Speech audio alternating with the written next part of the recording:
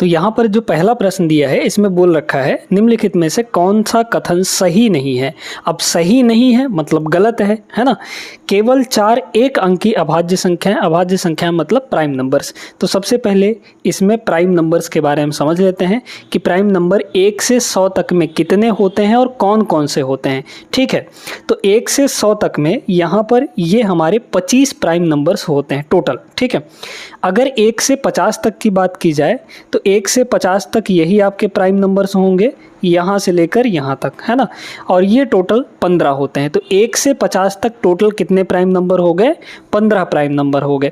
बाकी 50 से 100 के बीच में ये 10 प्राइम नंबर और होते हैं, यहाँ से लेकर 53 से लेकर ये 97 तक ये प्राइम नंबर। अब प्राइम नंबर कहलाते कौन है? तो प्राइम नंबर वो नंबर होते हैं जिनके केवल और केवल 2 फैक्टर होते हैं, ना तो 2 से कम होने चाहिए ना ही 2 से ज़्यादा।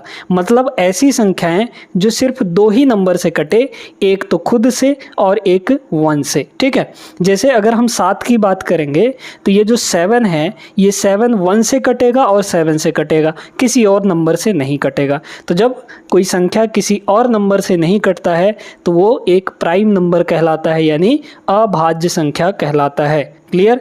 इसका उल्टा कौन होता है? कंपोजिट नंबर, यानी भाज्य संख्याएं। भाज्य संख्याएं जो एक और स्वयं को छोड़कर बाकी किसी और नंबर से भी कट जाएं, वो आपकी भाज्य संख्याएं यानी कंपोजिट नंबर होती हैं। क्लियर हो गया? अब इसकी कुछ खासियत समझिएगा। यहाँ पर दोस्तों इस 2 को बड़े गौर से देखिए, ये 2 बहुत इंपॉर्टेंट है। ठीक है, ये 2 जो है ये अकेला इस ग्रुप में या फिर पूरे अभाज्य संख्याओं के ग्रुप में एक अकेला इवन नंबर है। ये जो 2 है ये क्या है? यहाँ पर इवन नंबर है। ये हमेशा अकेला क्या है? इवन नंबर होता है। बाकी सारे जितने भी ऑड नंबर्स हैं, प्राइम नंबर्स हैं यानी अभाज्य संख्याएं हैं, वो सारे के सारे ऑड होते हैं, एक सिर्फ 2 को छोड़कर। और ये सबसे छोटा प्राइम नंबर भी है, सबसे छोटा प्राइम नंबर भी है। तो सबसे छोटा प्राइम नंबर 1 नहीं होता, ध्यान रखिएगा। सबसे छोटा प्राइम नंबर कौन होता है? 2 होता है। क्लियर हो गई बात? अब यहाँ पे देखिए पहला ऑप्शन क्या कह रहा है? केवल 4 अंकीय केवल 4 एक अंकी मतलब सिंगल डिजिट अभाज्य संख्याएं होती हैं, यानी 4 ठो सिंगल डिजिट वाले प्राइम नंबर होते हैं। तो सही बात है, ये होता ही है। ये हो गया, ये हो गया, ये हो गया और ये हो गया। सिंगल डिजिट वाले हमारे पास सिर्फ और सिर्फ 4 ही प्राइम नंबर हैं। तो पहला तो सही हो गया, लेकिन हमको क्या चाहिए? गलत वाला चाहिए। ठीक है, सभी अभाज्य संख्याएं परिमेय होती हैं। बिल्कुल ये बात सही है कि सभी अभाज्य संख्याओं को हम लोग, सभी प्राइम नंबर्स को हम लोग P/Q के फॉर्म में लिख सकते हैं, और जहाँ पे Q हमारा 0 नहीं होता है। ठीक है भाई, अगर 73 की बात की जाए तो 73/1 लिखा जा सकता है। तो वो क्या है? एक परिमेय संख्या है ना। परिमेय संख्या हमारा इसी फॉर्म में लिखा जा सकता है जहाँ पे Q 0 नहीं होना चाहिए, ये बात फिक्स है। तो ये भी बात सही है ना। इसके बाद इसको देखते हैं। केवल अभाज्य संख्या के एक अभाज्य संख्या के केवल 2 गुणनखंड होते हैं, यानी कि 2 फैक्टर होते हैं। अभी आपको बताया है केवल और केवल यहाँ पे 2 फैक्टर होते हैं एक प्राइम नंबर के। ठीक, तो ये भी बात सही है, लेकिन सभी अभाज्य संख्याएं विषम होती हैं, ये सरासर गलत है, क्योंकि एक ठो इसमें इवन नंबर भी होता है, एक सम संख्या भी होता है। कौन? 2। अभी आपको बताएं, है ना। पूरे प्राइम नंबर के ग्रुप में 2 जो है अकेला इवन प्राइम नंबर होता है, बाकी सारे ऑड होते हैं। तो इसमें ज़रूरी थोड़ी है कि सभी विषम संख्याएं होती है, सभी अभाज्य संख्याएं विषम होती हैं। तो गलत है ये, है ना। तो मतलब गलत वाला कौन हो गया? ऑप्शन नंबर डी हो गया। जो हमें पूछा था उसका ऑप्शन ये होगा, मतलब डी वाला। और डी किस में है? इस वाले में है, यानी option number B is the correct answer. Clear? Second question, सभी प्राकृत संख्याएं और 0 एक साथ क्या कहलाती हैं? मतलब 0 और प्राकृत संख्याओं को अगर ले लिया जाए, जोड़ लिया जाए तो क्या कहलाएंगी? प्राकृत संख्याएं कौन कौन सी होती हैं? आप सभी को पता है। 1 से लेकर आगे जितनी भी संख्याएं हैं, 1 हो गया, 2 हो गया, 3 हो गया, 4, इस तरीके से ये सारे नेचुरल नंबर हैं। इन नेचुरल नंबर के साथ अगर 0 को भी शामिल कर लिया जाए तो ये होल नंबर कहलाती हैं, यानी कि पूर्ण संख्याएं कहलाती हैं। क्या कहलाती हैं? पूर्ण संख्याएं। तो प्राकृत संख्याएं और 0 साथ में पूर्ण संख्याएं कहला जाती हैं। क्लियर है सभी को? आगे चलिए नेक्स्ट क्वेश्चन पर। क्वेश्चन नंबर 3 एंड 4 देखिएगा। सभी अपरिमेय संख्याएं क्या होती हैं? वास्तविक होती हैं कि पूर्णांक होती हैं कि पूर्ण होती हैं कि काल्पनिक होती हैं? पहले ये नंबर के बारे में सारी चीज़ें हम लोग समझ लेते हैं, ठीक है। यहाँ पर दो तरह की संख्याएं होती हैं अपनी मेनली। कौन कौन से? एक तो रियल नंबर्स, ठीक है, एक यहाँ पे रियल नंबर्स यानी वास्तविक संख्याएं, और एक होती हैं यहाँ पे इमेजिनरी नंबर। कौन से? Real and imaginary. तो रियल एंड इमेजिनरी में भी अलग अलग कैटेगरी होती है, ठीक है। जो इमेजिनरी नंबर होता है इसको आयोटा से डिनोट किया जाता है, मतलब आयोटा इसमें शामिल होता है। ये जो इमेजिनरी नंबर होता है ये इस फॉर्म में होता है ai+b, ठीक है, या फिर a+ib, या फिर x+ib भी लिख सकते हैं, a+i/b। ये जो i है ये आयोटा होता है जो कि एक इमेजिनरी नंबर को डिनोट करता है। इस i की जो वैल्यू होती है ये भी हम आपको यहाँ पे बता देते हैं। आयोटा की जो वैल्यू होती है वो √-1 होती है, ध्यान रखिएगा। मतलब अगर हम इसका स्क्वायर करेंगे i² तो -1 के बराबर आएगा। तो ये चीज़ हो गई, इसमें बस इतना ही है, अभी जानने की आपको इतनी ही ज़रूरत है। बाकी मेन आता है रियल नंबर में। इस रियल नंबर में दो टाइप के होते हैं। कौन कौन से? यहाँ पर एक तो होता है यहाँ पर परिमेय संख्या। परिमेय संख्या का मतलब हो गया रेशनल नंबर, है ना। तो एक होता है यहाँ पर रेशनल, ठीक है, और दूसरा होता है यहाँ पे इर्रेशनल, मतलब अपरिमेय संख्या, इर्रेशनल। अब इनके बारे में समझना बहुत ज़रूरी है क्योंकि आप कंफ्यूज हो जाते हैं कई बार। रेशनल नंबर वो नंबर होते हैं जिन्हें हम p/q के फॉर्म में डिनोट कर सकते हैं, बशर्ते p और q दोनों इंटीजर होने चाहिए, यानी कि पूर्णांक होने चाहिए। साथ में यहाँ पर q हमारा 0 नहीं होना चाहिए। डिनोमिनेटर में अगर 0 हो जाता है तो वो फिर अनडिफाइंड हो जाता है, वो एक रेशनल नंबर नहीं रह जाता, है ना। तो यहाँ पर q हमारा 0 नहीं होना चाहिए, डिनोमिनेटर 0 नहीं होना चाहिए।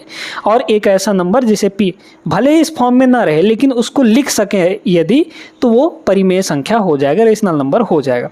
जैसे अगर हमारे पास कोई भी नेचुरल नंबर दिया है वो रेशनल होगा, कोई भी अगर होल नंबर दिया है वो भी नेचुरल होगा, कोई अगर इंटीजर दिया है वो भी होल होगा, होल नंबर होगा, या फिर कोई p/q के फॉर्म में दिया है जिसको लिख सकें वो भी हमारा रियल नंबर रेशनल नंबर होता है। क्लियर? अब इसमें रेशनल नंबर में एक कैटेगरी और आती है ये वाली, जिसे हम p/q के फॉर्म में लिख सकें, है ना। तो इसमें आपको ये ध्यान रखना है कि p/q के फॉर्म में हम किसे किसे लिख सकते हैं। अगर डेसिमल के फॉर्म में दिया है तो एक एक चीज़ डिटेल में बता रहे हैं दोस्तों, ये वीडियो छोड़िएगा नहीं, आपके लिए बहुत महत्वपूर्ण है। p/q के फॉर्म में किस नंबर को और लिखा जा सकता है? जैसे हमारे पास यदि यहाँ पे ऐसे दिया है 0.53 और इसके ऊपर बार लगा है। इस बार का मतलब होता है कि ये 3 जो है, जितने डिजिट पर बार लगा होगा उतने डिजिट रिपीट हो रहे होंगे, और ये रिपीटेशन ख़त्म नहीं होगा कभी, अनंत तक, इनफाइनाइट तक रिपीट होते जाएगा। यानी इसका मतलब क्या हुआ कि यहाँ पर 0.5333 ये आता जाएगा, ये कभी ख़त्म नहीं होगा, है ना। तो इस नंबर को भी p/q फॉर्म में लिखा जा सकता है। मतलब ये भी हमारा क्या है, इस तरीके से जब बार वाला दिखे या फिर रिपीट होने वाला दिखे तो वो क्या होता है, रेशनल नंबर होता है। ध्यान रखिएगा इस चीज़ को, इस पे सवाल बनते ही बनते हैं।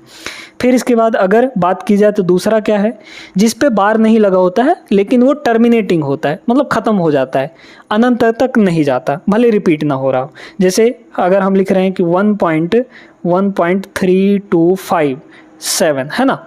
अब ये यहीं पे जाके रुक गया, आगे नहीं जा रहा है, ना तो रिपीट हो रहा है, कुछ नहीं हो रहा है। तो इसको भी अपन लोग p/q के फॉर्म में लिख सकते हैं। मतलब ये नंबर भी क्या है, एक रेशनल नंबर है। तो ये सारी चीज़ें समझ गए। हाँ, जैसे अगर रूट लगा के दिया है आपको या फिर क्यूब रूट लगा के दिया है, तो जिनका परफेक्ट क्यूब रूट निकल जाता है, परफेक्टली स्क्वायर रूट निकल जाता है, वो नंबर भी हमारे क्या होते हैं, रेशनल नंबर हो जाते हैं, यानी परिमेय संख्या। अब बात करते हैं यहाँ पे इर्रेशनल के बारे में, जिन्हें हम p/q के फॉर्म में नहीं लिख सकते, जहाँ पे p और q इंटीजर होने चाहिए। जैसे क्या हो गया यहाँ पे, रूट का 3 हो गया, इसका कोई स्क्वायर रूट नहीं निकलता परफेक्ट, है ना। फिर √5 हो गया, इस तरीके से √6 हो गया यहाँ पर, है ना। एक और नंबर होता है जो कि बहुत इंपॉर्टेंट है, पाई। पाई को कई लोग रेशनल समझ लेते हैं क्योंकि उसकी वैल्यू 22/7 याद करके रखते हैं, जो कि गलत है, बिल्कुल गलत है। पाई कभी भी रेशनल नंबर नहीं होता है, वो एक इर्रेशनल नंबर होता है। और जो 22/7 लिखा जाता है वो एक लगभग मान होता है, मतलब अप्रॉक्सीमेट वैल्यू होता है। इस पाई की वैल्यू पॉइंट के बाद 3.14 इस तरीके से, ये आज तक कोई भी सुपर कंप्यूटर यहाँ पे कैलकुलेट पूरी तरीके से नहीं कर पाया है, वो चलता जा रहा है, ठीक है, कैलकुलेट होता जा रहा है वो आगे, है ना। तो यहाँ पर पाई क्या है, एक इरेशनल नंबर है, इस चीज़ को ध्यान रखेंगे। एक्सपोनेंट जो होता है ई, ये भी आपका एक इरेशनल नंबर है, ये भी ध्यान में रखना है। अब आ जाइए सवाल पे, पूरा चीज़ें समझ गए। तो रियल नंबर में रेशनल नंबर और इरेशनल नंबर आते हैं। रेशनल में ये सारे के सारे वैल्यू आपके रेशनल होते हैं, ठीक है। सभी अपरिमेय संख्याएं क्या होती हैं, जो इरेशनल हैं वो किसके अंडर आएंगी, रियल नंबर के अंतर्गत आएंगी, मतलब वास्तविक होगा, ठीक है। निम्न में से कौन सी एक विषम भाज्य संख्या है। विषम भाज्य संख्या मतलब ऑड भी होना चाहिए और कंपोजिट भी होना चाहिए। ऑड नंबर, कंपोजिट नंबर, ये तो इवन है, ये आपका आंसर हो नहीं सकता। ये वाला ऑड है लेकिन ये कैसा नंबर है, प्राइम नंबर है, ये आपका भाज्य संख्या नहीं है, अभाज्य संख्या है, तो ये भी ऑप्शन नहीं होगा। ये भी ऑड है लेकिन अभाज्य संख्या है। हमें विषम चाहिए और भाज्य चाहिए, यानी कि ऑड प्राइम नंबर चाहिए, सॉरी ऑड कंपोजिट नंबर। ये वाला है ऑड और कंपोजिट भी है, क्योंकि ये 3 से भी कटता है, 5 से भी कटता है, तो option number D is the right answer. समझ में आ गया अच्छे तरीके से। वीडियो अगर आप अच्छे तरीके से देख रहे हैं तो बिल्कुल डेफिनेटली आपको सारी चीज़ें समझ में आ रही होंगी, और अगर समझ में आ रही हैं तो लाइक करना नहीं भूलिएगा। आगे चलते हैं, बढ़ते हैं नेक्स्ट क्वेश्चन नंबर 5 पे। क्वेश्चन नंबर 5 और 6 देखिएगा। 50 से कम अभाज्य संख्याओं की कुल संख्या। आ गया ना सवाल, 2024 का सवाल है, लेटेस्ट है एकदम, है ना। तो ये अगर आपको ओरली याद है बहुत अच्छे तरीके से तो ये आराम से बता सकते थे कि 50 से कम मतलब 1 से लेकर 50 तक में टोटल 15 अभाज्य संख्याएं होती हैं। ऑप्शन नंबर बी करेक्ट हो जाएगा। 1 सेकंड का सवाल था ये। अब ये सवाल बढ़िया है, क्या कह रहा है कि 6 और y सह अभाज्य संख्याओं का एक युग्म है, यानी पेयर है। यहाँ पर हमारे पास 6 है और y है, ये यहाँ पे को प्राइम नंबर होते हैं।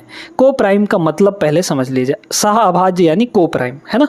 इसका क्या मतलब है, को प्राइम यानी ऐसी संख्याएं जिनमें एक के अलावा कुछ कॉमन ना हो, एक के अलावा कोई भी और संख्या कॉमन नहीं होनी चाहिए, मतलब उनका HCF कितना होना चाहिए, 1, ठीक है। तो एक के अलावा अगर उन संख्याओं में कुछ भी कॉमन नहीं है तो वो संख्याएं आपस में को प्राइम कहलाएंगी। जरूरी नहीं है कि दोनों संख्याएं यहाँ पे प्राइम नंबर ही होने चाहिए, एक प्राइम एक कंपोजिट हो सकता है, सीधी सी बात है ना। तो यहाँ पर ऐसी संख्याएं नहीं होनी चाहिए, दोनों कंपोजिट हो सकते हैं, ये भी जरूरी मतलब हो सकता है को प्राइम के मामले में, है ना। तो ऐसा मत समझिएगा कि को प्राइम सुन के तो ऐसा समझेंगे आप कि वो प्राइम नंबर ही होने चाहिए, जरूरी नहीं है, जरूरी नहीं है। प्राइम भी हो सकते हैं, नहीं भी हो सकते हैं, कंपोजिट भी हो सकते हैं, ऐसा कोई दिक्कत नहीं है। तो को प्राइम वो नंबर होते हैं जिनके बीच कुछ भी कॉमन नहीं होता सिवाय 1 के, है ना। मतलब 6 और y के बीच में कुछ कॉमन नहीं होना चाहिए, हमें y की ऐसी वैल्यू लेनी है। अच्छा, फिर कह रहा है कि y एक नेचुरल नंबर है, ठीक है, जो 20 से अधिक नहीं है। तो 20 से अधिक जब नहीं है मतलब 1 से लेकर 20 तक, क्योंकि प्राकृत संख्या बोला है, नेचुरल नंबर बोला है, तो 1 से 20 तक हमें चाहिए। 1 से 20 तक में हमें उन y को चुनना है जिसको इसके साथ रखें तो को प्राइम बन जाए, है ना। अब को प्राइम होने का आप समझ गए हैं कि कॉमन नहीं होना चाहिए। मतलब अगर 6 में हम देखें तो 6 में क्या क्या मौजूद है, दो मौजूद है, 3 मौजूद है। मतलब हमें ऐसी संख्या लेनी है y की, ऐसा मान लेना है कि उसमें 2 और 3 नहीं होना चाहिए, यानी वो संख्या 2 और 3 से कटने वाली कतई नहीं होनी चाहिए। तो y की क्योंकि 2 ले लेंगे तो 2 दोनों में कॉमन हो जाएगा। अगर उस संख्या जैसे 12 ले लिए तो 12 में 2 भी होता है, 3 भी होता है, मतलब 6 भी होता है ना, तो कॉमन हो जाएगा। ऐसी संख्या हमें चूज नहीं करनी है। अब बताइए y की कौन कौन सी वैल्यू यहाँ पर ली जा सकती है, बताइए तो, जिसमें 2 और 3 नहीं आना चाहिए। तो 2 और 3 नहीं आना चाहिए तो यहाँ पर 2 ले लेंगे तो नहीं होगा, 3 ले लेंगे तो नहीं होगा, 4 में 2 होता है, तो 4 को भी नहीं लेंगे। अच्छा 5 ले सकते हैं, बिल्कुल सही बात है, 5 लिया जा सकता है। 6 ले लेंगे तो पूरा का पूरा कॉमन हो जाएगा। 7 ले सकते हैं क्योंकि 7 में 2 या 3 नहीं आता है। 8 में 2 आता है, 9 में 3 आता है, नहीं ले सकते, है ना, क्योंकि 3 इसमें मौजूद है तो कॉमन आ जाएगा। फिर इसके बाद 10 नहीं ले सकते क्योंकि इसमें 2 होता है। 11 ले सकते हैं हम लोग, 13 ले सकते हैं, 12 नहीं ले सकते क्योंकि 6 कॉमन आ जाएगा। फिर इसके बाद 15 ले सकते हैं, क्या नहीं ले सकते क्योंकि 15 में 3 होता है, 3 × 5 है ना, तो 15 नहीं ले सकते। 17 ले सकते हैं, इसके बाद 19 ले सकते हैं। तो यही संख्या है, 20 लेंगे तो 2 कॉमन आ जाएगा, है ना। तो ये इतनी संख्याएं हैं हमारे पास। अच्छा एक संख्या और है यहाँ पर 1, है ना, 6 और 1 ये भी आपके को प्राइम हो जाएंगे। तो अब यहाँ पर बताइए कि टोटल कितनी संख्याएं हमने y की यहाँ पर ली हैं। पॉसिबल कितने वैल्यू हैं टोटल यहाँ पर? 7 वैल्यू। तो 7 वैल्यू यहाँ पर हो जाएगा, option number B is the correct answer. समझ में आ गया? चलिए आगे चलते हैं हम लोग नेक्स्ट क्वेश्चन पर। 2 सवाल यहाँ पर देखिएगा, क्या कह रहे हैं, निम्नलिखित समूह में से 2 अभाज्य संख्याओं को गुणा करके सभी संख्याएं प्राप्त की गई हैं। ठीक है, 6, 35, 143, 323 इस प्रकार उपयोग की गई सबसे बड़ी और सबसे छोटी संख्या में क्या अंतर है? ये जो सभी संख्याएं हैं ये किसी न किसी 2 प्राइम नंबर का मल्टीप्लाई करके आए हैं। ठीक है, तो हमारे पास संख्याएं कौन कौन सी हैं? 6 है, फिर यहाँ पर 35 है ना, 35 है, फिर यहाँ पर 143 है और यहाँ पे अगला क्या है? 323 है। ठीक है, तो ये जो सभी नंबर हैं किसी 2 प्राइम नंबर को मल्टीप्लाई करके आया है। जैसे ये जो 6 है किसको किसको मल्टीप्लाई करके आया होगा? 3 और 2 को, है ना, 3 और 2 आपस में प्राइम नंबर हैं। ठीक है, फिर यहाँ पर ये जो 35 है 5 और 7 को मल्टीप्लाई, 5 और 7 दोनों प्राइम नंबर हैं। ये जो 143 है ये 11 का मल्टीपल होता है, 11 से कट जाता है ये, है ना, तो 11 से अगर मल्टीप्लाई करेंगे, इसको काटेंगे तो 11 कम 11 बचा 3, तो 11 3 33, मतलब 11 × 13 है, दोनों प्राइम नंबर होते हैं। इसके बाद इसको देखिए, 11 से कटेगा क्या? 3 3 6, 6 - 2 4, नहीं है, 11 से नहीं कटेगा ये, और किसी छोटी संख्या से तो कटवे नहीं करेगा ये, है ना। 13 से, 13 दूना 26 नहीं कटेगा, 15 से तो कटवे नहीं करेगा, है ना। 17 से देखिए, 15 से क्यों ही काटेंगे, है ना। 17 से देखते हैं, तो 17 से अगर देखा जाए इसको तो 17 कम 17, तो 32 - 17 बचा 15, तो 153 हो जाएगा, है ना। तो 17 नहीं 153, ठीक है, 17 से कट जाएगा ये। तो इसको क्या लिखेंगे? 17 इंटू, देखिए 17 कम 17 बचा यहाँ पे 15, तो 153 हो गया, 17 नहीं हो 153, 19। तो 17 और 19 ये भी प्राइम नंबर ही हैं दोनों। अब जितने भी प्राइम नंबर हैं इनमें कह रहा है इस प्रकार उपयोग की गई सबसे बड़ी और सबसे छोटी संख्या के बीच में क्या अंतर है? इन सभी को प्राइम नंबर्स में सबसे बड़ी संख्या कौन है? यहाँ पर 19 है। सबसे छोटी कौन यूज हुई है? 2 यूज हुई है। इनके बीच में हमें डिफरेंस चाहिए, 17 आ जाएगा, option number B is the correct answer.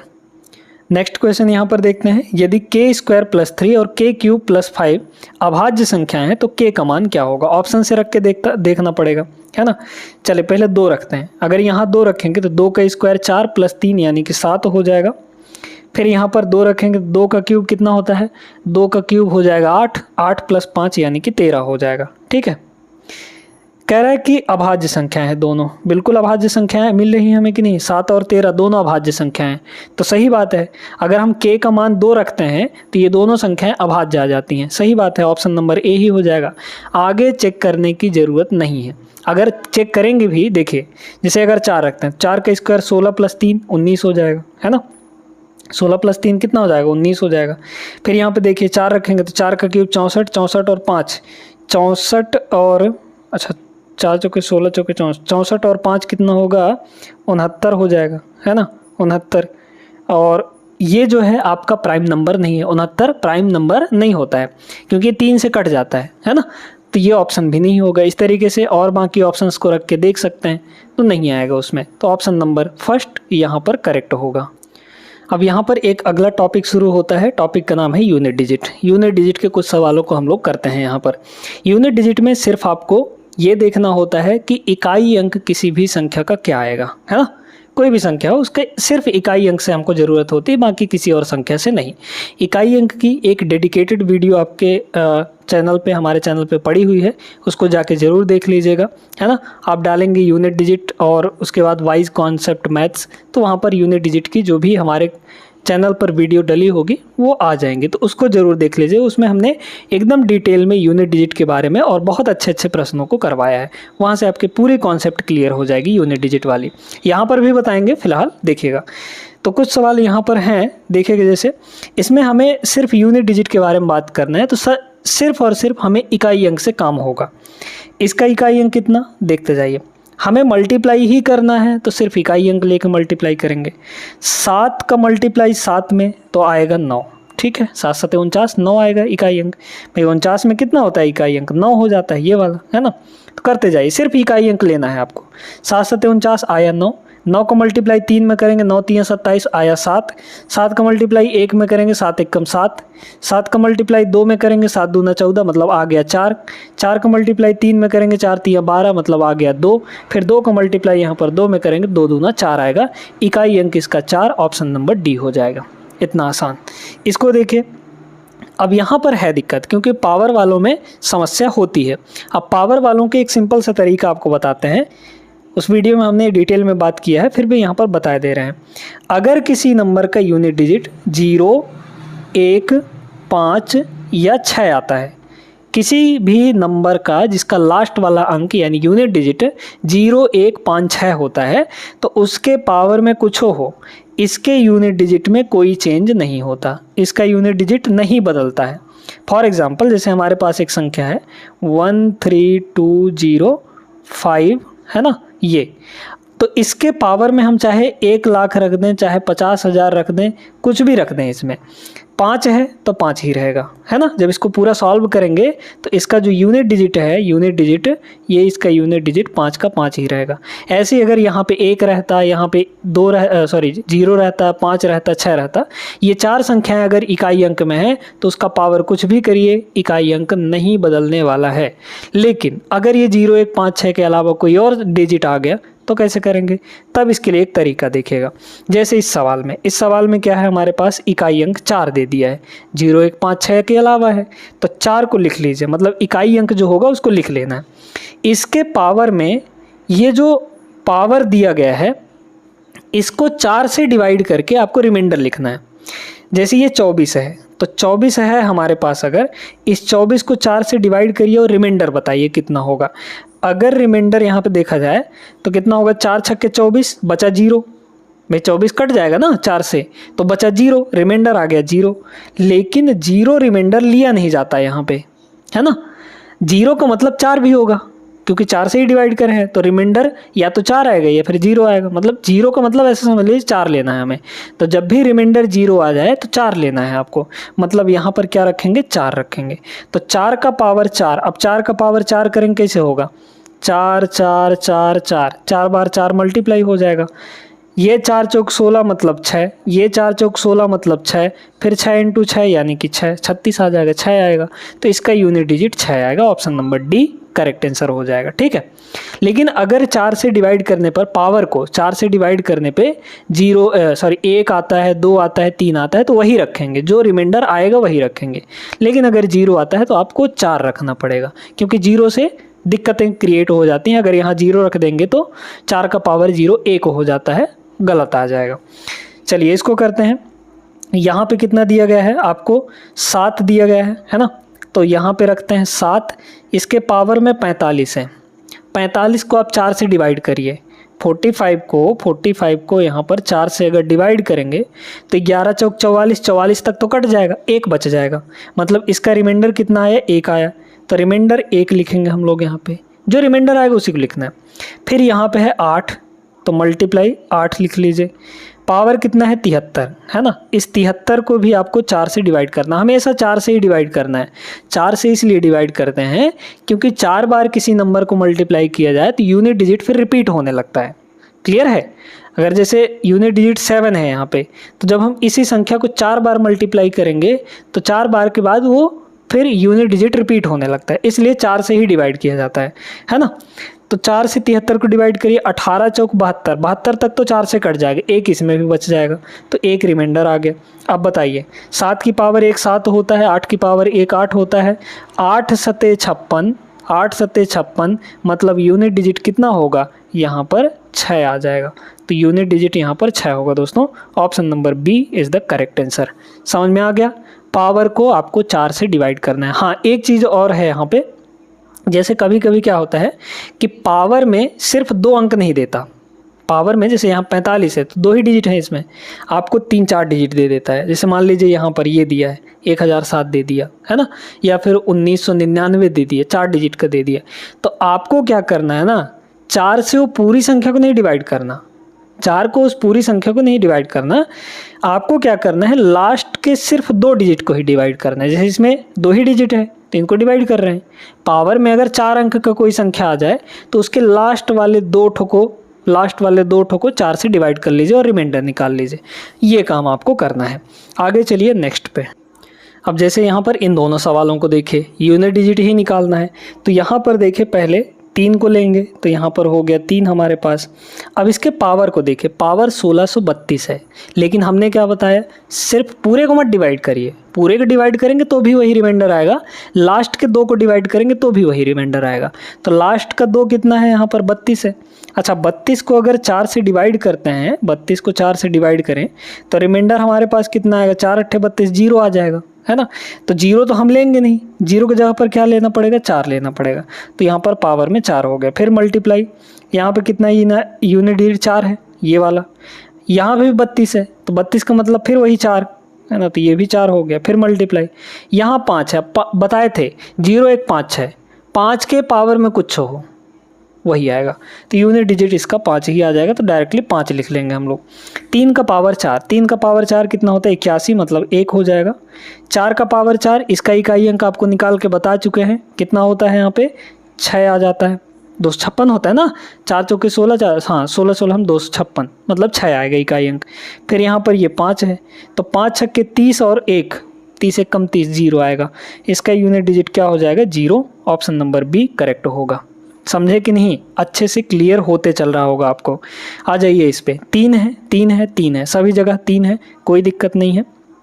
फिर इसमें क्या बोला है, इकाई अंक निकालना है, तो चलिए यहाँ पे 3 है ना। अब इसमें देखिए ये 49 है, क्योंकि हमें 2 ही डिजिट लेनी है। 49 को अगर 4 से डिवाइड करेंगे तो 48 तक तो कट जाएगा, 4 से 12 चौके 48 होता है, 48 तक कट गए, 1 बच जाएगा, तो 1 लिख लेंगे। फिर प्लस है तो प्लस, जो साइन दिया होगा वही लगाना है। फिर इससे 3 है यहाँ पर, ये 50 है तो 48 तक तो कटेगा, 2 बच जाएगा, और तो यहाँ पे हो गया 2 प्लस, यहाँ देखिए 3 ही है तो 3 लिखेंगे। 51 है तो 48 तक तो 4 से कट गया, 3 बच जाएगा यहाँ पे, 48 3 51, 3 बच जाएगा। इसको देखिए, ये होगा 3, ये होगा 3 का स्क्वायर 9, ये होगा 3 का क्यूब 27, मतलब 7। हमें सिर्फ यूनिट डिजिट लिखना। देखिए 9 3 12, 12 का मतलब हो गया 2, 2 में 7 जोड़ेंगे 9 आएगा। इकाई अंक हमारे पास 9, option number B is the correct answer. समझे, बहुत अच्छे तरीके से क्लियर हो गया होगा आपको।